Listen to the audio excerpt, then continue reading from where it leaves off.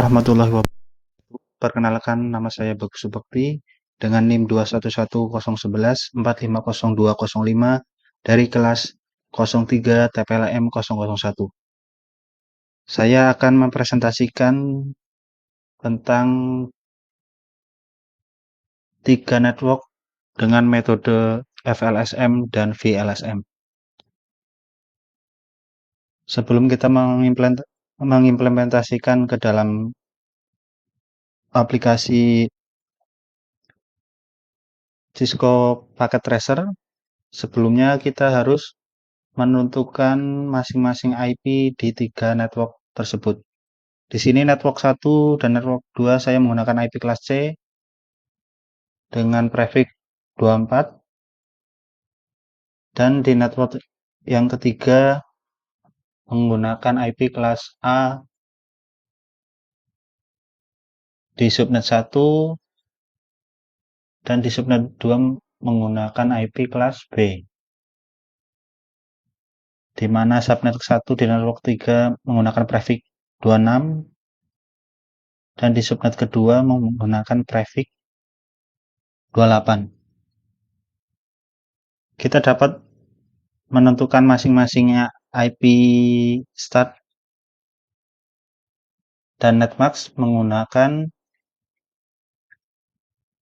IP kalkulator.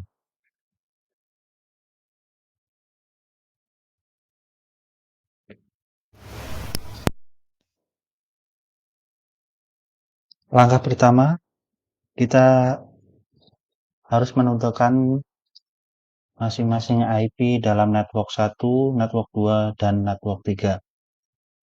Untuk network 1 dan network 2, saya menggunakan metode FLSM dengan IP kelas C. Untuk network pertama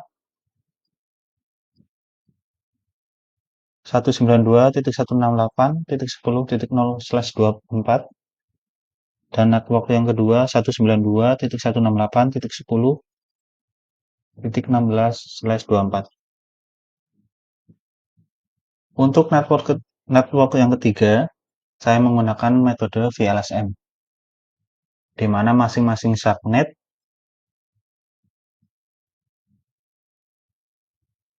menggunakan prefix yang berbeda. Untuk subnet yang pertama,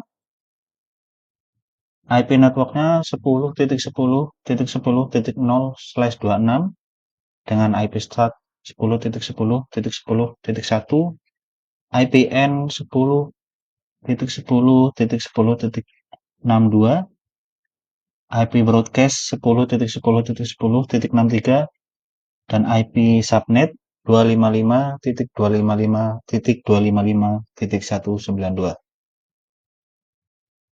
Untuk subnet yang kedua, saya menggunakan IP network 172.10.10.0/28, di mana IP networknya adalah 172.10.10.0, IP start 172.10.10.1, IPN 172.10.10.14, IP broadcast 172.10.10.15 dengan IP subnet 255.255.255.240.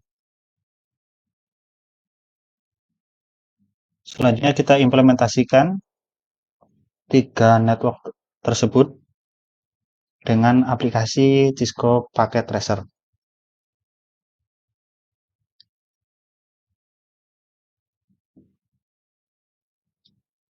Di sini saya menggunakan satu router dengan tipe gigabit, di mana dalam router tersebut memiliki 3 port karena kita memerlukan 3 jaringan.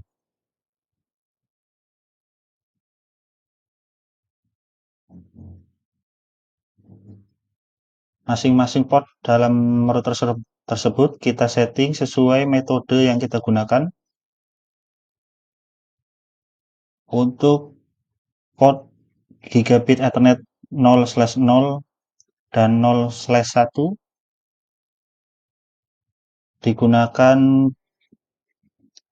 dalam jaringan metode FLSM, dan di port yang terakhir 0/2 dalam router gigabit digunakan untuk jaringan FLSM.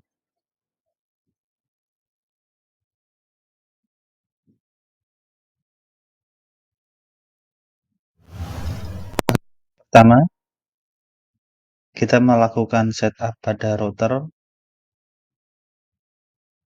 di port yang pertama atau port 0/0. Kita memasukkan IP address 10.10.10.1 dengan subnet max 255.255.255.192. Karena kita menggunakan prefix 26,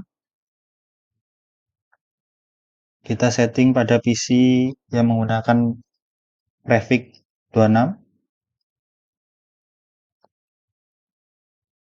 dengan IP gateway 10.10.10.1,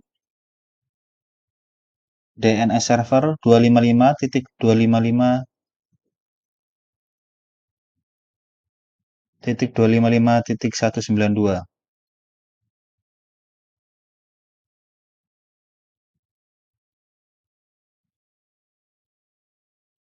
Untuk IP address-nya kita menggunakan 10.10.10.2, subnet max 255.255.255.192. Selanjutnya kita coba ping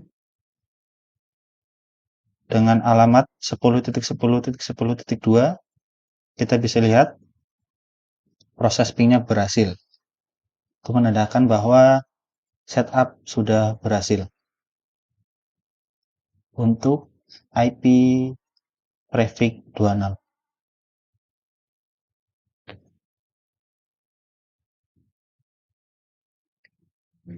Kita lanjutkan di setup port yang kedua atau port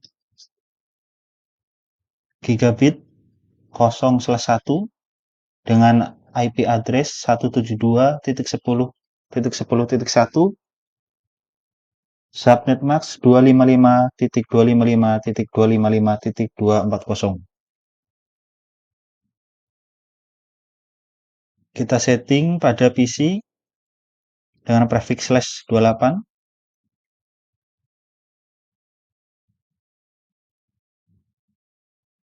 Yang pertama, default gateway-nya kita menggunakan 172.10.10.1, DNS server 255.255.255.240. Lalu kita memberi alamat pada PC tersebut dengan IP address 172.10.10.2. Karena kita menggunakan IP start 172.10.10.1, di IP address-nya menggunakan 172.10.10.2. Karena syarat utama dalam subnetting IP-nya harus unik atau tidak boleh sama untuk menghindari konflik. Selanjutnya kita melakukan ping seperti biasa. Kita close, pilih command prompt. Di sini kita dapat melihat proses ping berhasil, menandakan setup IP sudah berhasil.